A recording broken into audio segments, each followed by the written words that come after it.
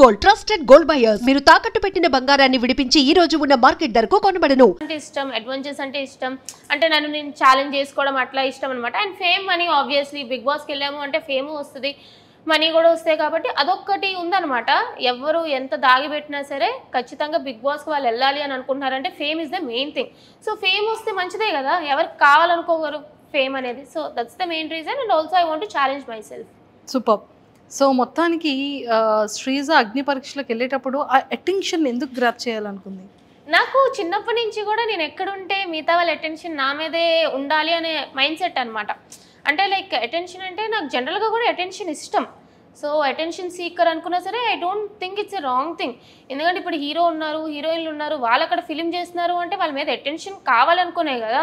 So నాకు కూడా attention ఇష్టం చిన్నప్పటి నుంచి. అండ్ మోర్ ఓవర్ నాకు ప్లస్ ఏంటంటే నా వాయిస్ వల్ల ఆబ్వియస్గా నాకు అటెన్షన్ వస్తుంది. అది మంచిగా అయినా చెడ్డగా అయినా సరే అటెన్షన్ అనేది ఈజీగా గ్రాప్ చేసే మైండ్ సెట్ నాకు చిన్నప్పటి నుంచి ఉంది. ఒరే అంతా ఓకే కానీ పాపంరా శ్రీముఖి గారిని అక్క నువ్వు ఏ 3rd or 4th సీజన్కి వెళ్ళినట్టున్నావు కదా అప్పుడే. అంటే లైక్ జనరల్గా అది అఫెండ్ చేసేలాగా నేను చెప్పాలనుకోలే. నేను జనరల్గా ఏమనంటే తిరిగి ఇచ్చే ఇది ఉంటుంది అక్కడ ఏం జరిగినా. ఒక క్యూట్ పంచులనే ఇచ్చావు, అది చాలా సరదాగా అనిపించింది. బట్ అంత స్పాంటినిటీగా ఎలా చెప్పగలిగావని? మాటలు పుచ్చగాయ కదా, చిన్నప్పటి నుంచి మాటలు అలవాటు టైప్. ఎవరైనా అంటే నేను నోరు మూసుకునే కూర్చునే బ్యాచ్ కాదనమాట, వెంటనే తిరిగి ఇచ్చేస్తా అది ఎవరైనా సరే. సో అట్లా అనేటప్పటికి అక్క అంటే అక్క కూడా అరుస్తుంటది కదా, అక్క నువ్వు కూడా వెళ్ళావు కదా అక్క, అప్పుడే మూసేవారు సో ఇప్పుడు కూడా ముయ్యరు అని చెప్పి ఇట్స్ లైక్ మంచిగానే చెప్పా.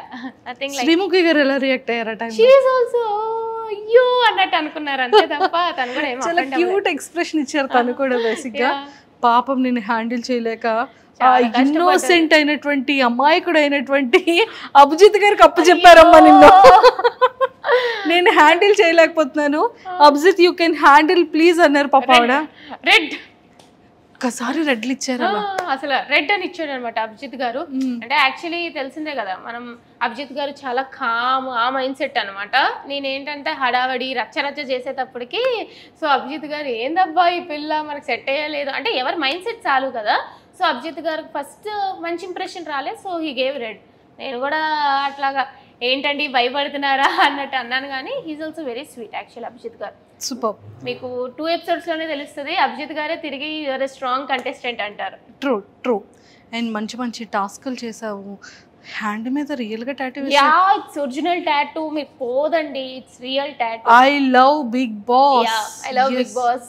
Yes true true. అసలు 1 సెకండ్ కూడా ఏం ఆలోచించలేదు కదా? లేదు, లైక్ ఐ నో లైక్ అంతవరకు వెళ్ళినప్పుడు it's not easy to go there. ఎవరైతే కంటెస్టెంట్స్ అందరూ కూడా వెళ్ళారో చాలా లెవెల్స్ దాటుకొని వెళ్ళాం. It's like 4-5 levels. చాలా మందిలో మమ్మల్ని సెలెక్ట్ చేశారు. అక్కడికి వెళ్ళాక జస్ట్ ఒక టాటూ గురించి బ్యాక్ స్టెప్ అంటే అక్కడ ఏ టాస్క్ ఇచ్చినా సరే I was ready to do. So give up ఇవ్వాలి అని అనుకోలేదు అనమాట. సో నాకు 4 అన్నా కూడా సో ఓకే ఐ ట్రై, నేను ఒప్పుకుంటాను అన్నట్టే నేను ముందుకు అడిగేసాను. So yeah I was like నాకు డేరింగ్ ఎక్కువ.